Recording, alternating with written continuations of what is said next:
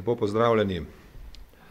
Pretekli teden sem z žalostjo sprejel vesti o odkritju posmrtnih ostankov več 100 ljudi, ki so bili pobiti in vrženi v Barbara rov v Hudi jami.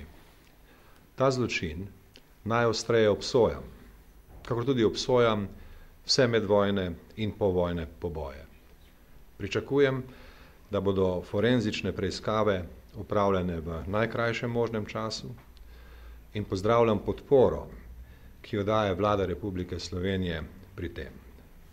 Preiskovalni in pravosodni organi so dolžni storiti vse za temeljito kazensko preiskavo in za kazenski pregon.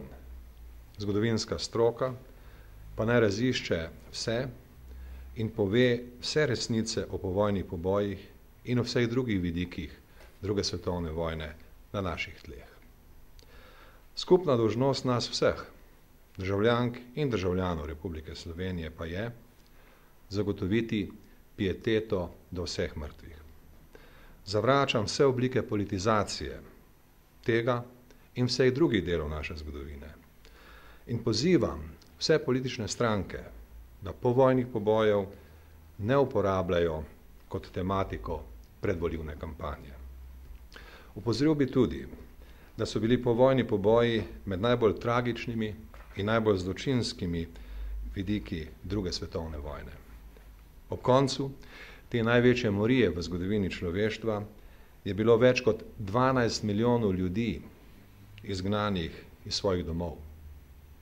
Več kot 2 milijona ljudi, pripadnikov premaganih vojska in civilistov, pa je bilo pobitih brez sodbe in brez milosti.